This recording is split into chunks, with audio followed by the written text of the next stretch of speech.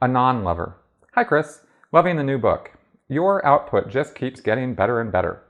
My question is about word clearing in Scientology. I've heard many former members describe word clearing for misunderstood words in ways that almost sound like obsessive-compulsive behavior. And I noticed many ex-members still seem to obsess over getting the right definition and splitting hairs over which definition to use, even after they have been long gone from the fold. Was word clearing and constant dictionary lookups a habit you had to break when you first got out? Or was leaving that behavior behind easy to shake off? You know, this is a really good question because I talked about this, I think, a week or two ago about study in Scientology. And I was a course supervisor in Scientology, meaning I was a teacher, or I had that role of the teacher type role where I was the person overseeing classrooms of students. And so word clearing, the idea in Scientology that you can't truly understand something if you don't understand the definitions of all the words that are used in a text or in a lecture, that's what word clearing is. And if you find a word you don't fully understand, or there's some part of it you don't understand, you're expected to use a dictionary and look it up and use the word in sentences until it kind of clicks for you, and then go back to studying.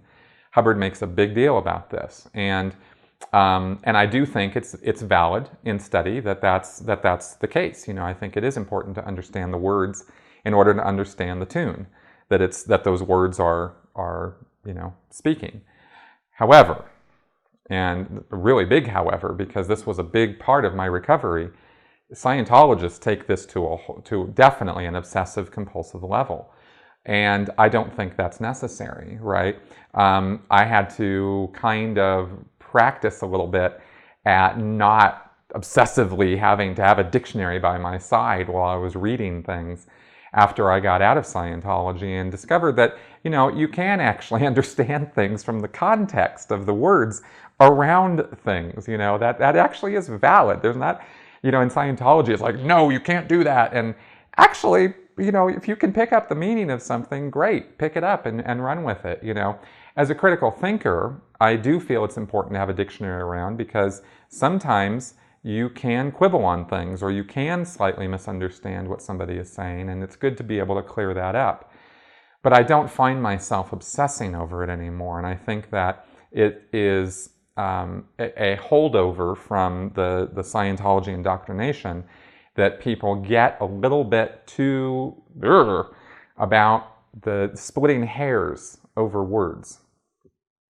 You know, you have a meaning, you have a concept, you're trying to get that concept across to somebody, and however you do that is valid to me, you know, and if that means, you know, using some different words or explaining yourself or whatever, fine, right?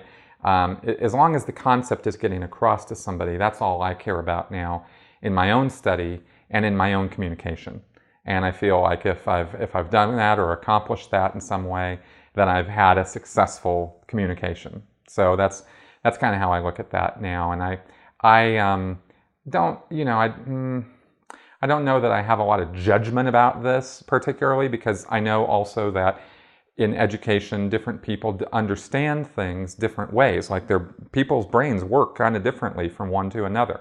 So maybe for some people, you know, being a little bit picky about words and whatnot is necessary for them and for how they understand the world. But I personally kind of gave that up, and I don't have a lot of attention on that anymore.